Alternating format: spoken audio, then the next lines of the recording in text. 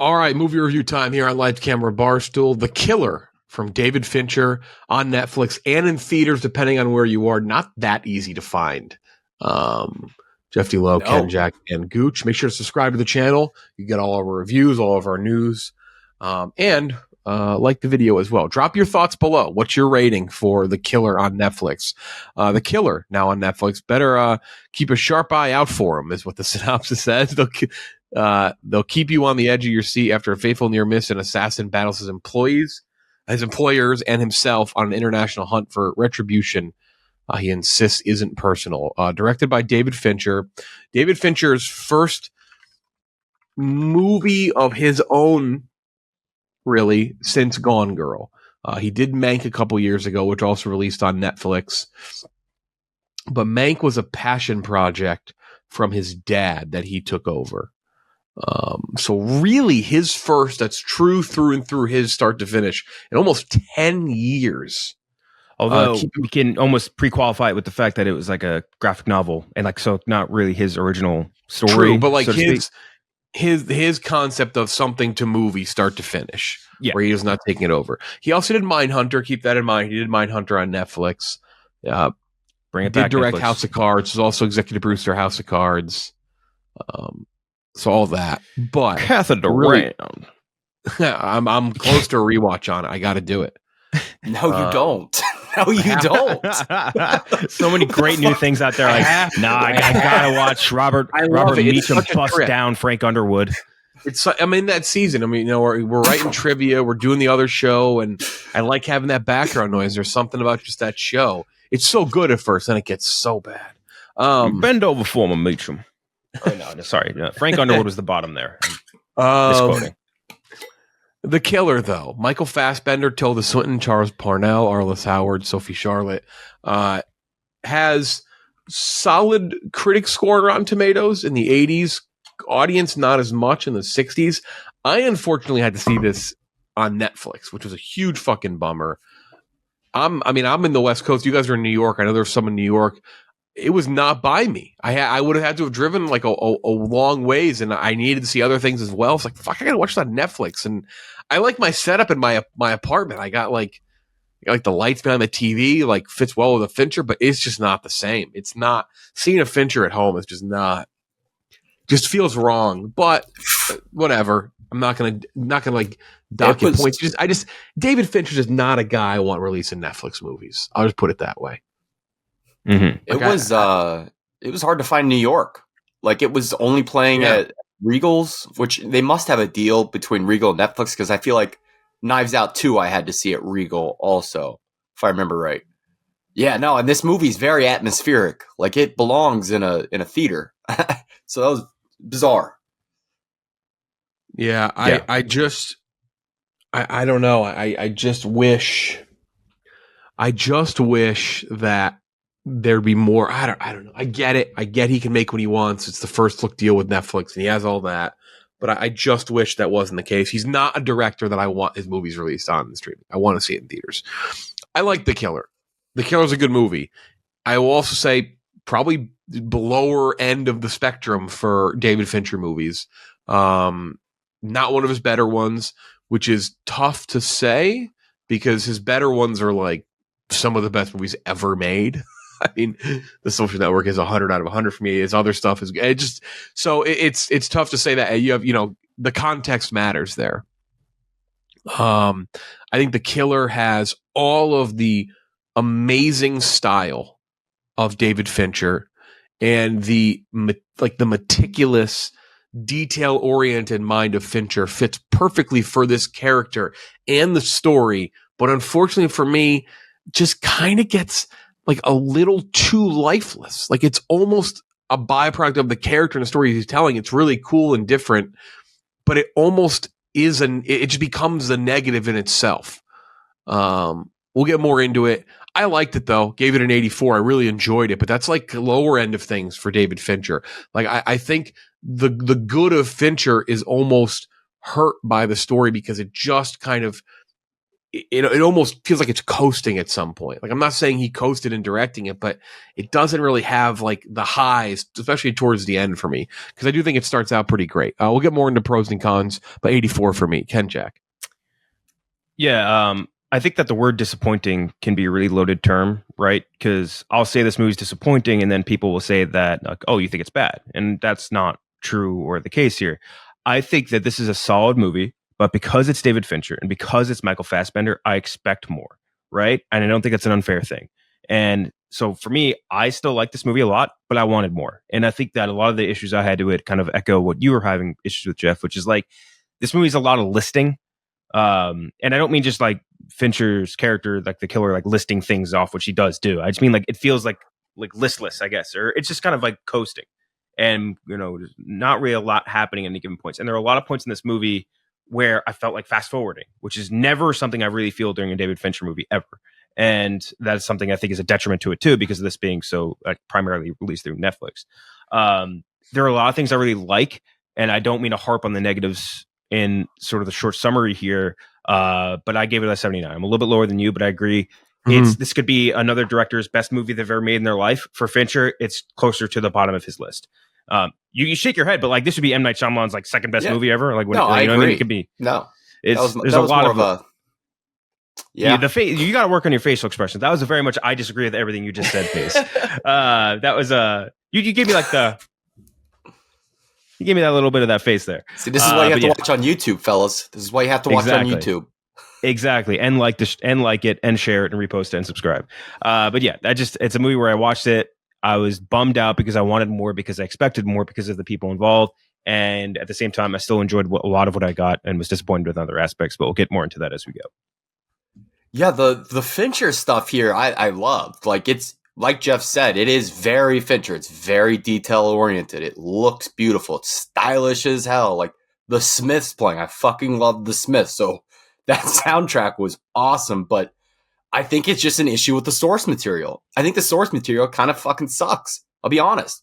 Like, the main character is kind of a fucking douchebag. Like, some of the lines just stink. Like, I couldn't really put myself behind. Like, I couldn't get into it. Like, you know what I mean? Like, I wanted to like this guy. I wanted to like be like, oh, this guy's so fucking cool. But the whole time I'm like, this guy's just kind of a fucking douchebag. Like, he sounds like a crypto bro. Like, the way he talks about you. He's like, you wake up in the morning, Egg McMuffin. There's a lot of that. I've seen a lot of reviews, by the way. There's a lot of very like big brands and big tech. I think Chris Stuck maybe talked about that. There's a lot of those things in here that you see. Like, you see a lot of branding and stuff, which I think is clearly intentional. With kind of the character and all that. I do. It's a great point. Yeah, I think it's the movie he wanted to make. Yeah, I think he wanted to make this movie, and like, this is like, he wouldn't change anything from it. I just don't think it really works like as an entertainment product. Like, if that makes sense. So what's your score? I'm at a 77. And there is stuff to really like here, but it's like, if you're going to recommend a Fincher movie, like, this is, like you guys said, it's way down the list for me. Well, let's get into the pros here. Style, sound, structure. You obviously music. You have Trent Reznor and Atticus Ross back. They're just masters. Their music is great no matter what movie it would be in, but there's something different about their music with the style of David Fincher that just fits perfectly. Like, all that is great. It's a cool noir. It's got like this character study feel to it. Acting is all great. But I know you guys mentioned, we kind of texted offline about it. There's one scene that stands out. I think most in this movie. It's probably the best part of the movie. And I think it's the best part of the second half of the movie. I think the beginning, I think the beginning of this movie, I was like, wow, what the fuck? Our coworker, Kirk Bennett, huge Fincher fan. He said too, he's like, the beginning, he's like, holy shit. Like, this is one of the best of the year. Then I think he said that he also tailed off at the end, or he didn't like it quite as much. But I think we're all agreeing on the scene, right? The Tilda Swinton conversation. Tilda Swinton, yeah, that conversation I think was the best moment of the movie for me. And I think it's just that really specifically, there's one part where I think it's really cool, because right when he sits down with her, right, she doesn't say a word. She just kind of looks around and does like this facial acting thing that lets you read everything that's going on in her mind, right up until the point where you see her accepting her position. And she does so much, expresses so much there without saying a fucking word. And then the actual conversation they have is amazing. And that's what I think is weird about this movie too, is a lot of the best parts of this movie are when he's having a conversation with someone and he barely ever fucking talks to anybody. You know what I mean? Like, it's just mostly him talking to us as an audience, which just doesn't have the same sort of ring to it. Like when he's having these sort of like upper level conversations with others in this world, I really like it. And I think it really, especially in that scene with Tilda Swinton, all the way through the dinner until the ending of that sequence and the outside, it all worked great. And I wish we had a lot more of that and a lot less of everything else. Yeah, I think way less internal monologue. Like, Yeah. keep that minimal dialogue in there, but the internal monologue stuff really just kind of went against like almost the whole ethos of the movie. Like, because you have this silence I killer. think save that for cons. I think that's Yeah, like we'll get but, to like- we can get right. We can get right to that in a second. I mean, I think Yeah, like, just last jump right thing on into it. pros, like everything is. I think the pros are obvious. Like the acting is great. I mean, talk about someone who can film just two people chatting, sitting down. Think about the opening scene of Social Network. Like nobody's as good at that as Fincher. And I mean, the behind the scenes of Social Network, if you've never seen it, is a must watch. The way he constructed that opening scene and made sure the bar was loud. And there's just there's just something different that he gets that you just can't like learn or teach. Like Fincher just has like a different mindset with those things, and that's why like this scene is just as good as something like maybe the opening of Social Network. But in terms of the overall movie, the narration is the big thing to bring up. Did the narration bring it down for you? Because the narration for me, I think was fine, but it aided in what just again felt like a bit of a lifeless movie. Like maybe like would have been better if the character was more of a mystery. Like you didn't hear as much. Like you didn't hear him talk about so many things and break down so many elements of what's going on in his head and the planning. Like maybe that was a thing for me. Maybe that's why I kind of had to have some of the life kind of ripped out of it. You know what it reminded me of a little bit in those moments, and you guys are probably going to hate me for saying this, but Burn Notice. It reminded me a lot of Michael Weston, because this is what he would do when he'd get into these situations. He would give you this internal monologue breakdown of everything you need to do. And he literally says that he'll be like, when you're a spy, you got to do this thing here, you wake this thing that, you put this thing there, you put this thing that. And like he broke it down in a very similar way, just way less with that like sort of sad or calculating tone. It's more just like explaining to you as if you're watching fucking Tool Time or something. You know what I mean? And that's a big difference there. But like that, it felt a little bit Burn Notice-y to me. And I love Burn Notice, so I kind of liked it. But I could see what you guys are saying with that. Yeah, like I just imagine like, yeah, it would have made it more mysterious if you didn't have that internal monologue running so frequently throughout the movie. Like imagine if the only thing you heard from inside his head the whole movie was just those parts when he would say, stick to the plan, don't improvise. Like that was the only thing you heard the whole movie. And then you're just watching this fucking psycho be meticulous as hell without him like running you through his daily diary. I don't know. Imagine a cut of this movie where there's no internal monologue. I almost think it would be amazing. Like zero internal monologue. I agree. I think part of it is I think because like it's funny. It's because the character is so like a perfectionist and meticulous and so well planned. Obviously, some of it goes awry. That's the whole point of the movie. Like because of that, you then layer on the Fincher aspect, which is that like Fincher is almost like Wes Anderson-y in terms of his like the perfection of everything that he does and why his movies work so well. That it just, I think it almost doubles down too much and it takes away from it. I think that's the problem. It's layered on too thick because it's the character and it's the style. Yeah, exactly. And I think that is, it's a benefit and a detriment for this movie in a lot of different ways. You know, like, I almost feel like this movie, if it was directed by a much dumber person, would probably be better. I don't know how to explain.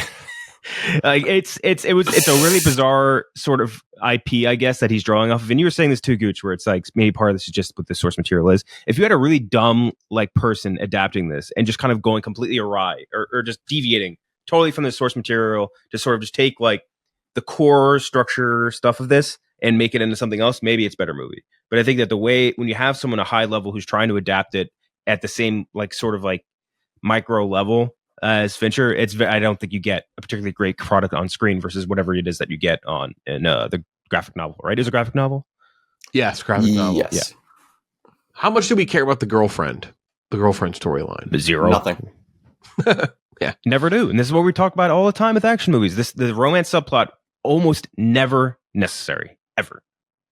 I also think there's something to when you mentioned at the beginning is there is so many of these movies from David Fincher. They have a protagonist who is not exactly like the best person to root for, but there's always something that mixes in truly wanting to side with them. Like, this is a bad dude. He's some bad, brutal kills. Like, he's an assassin.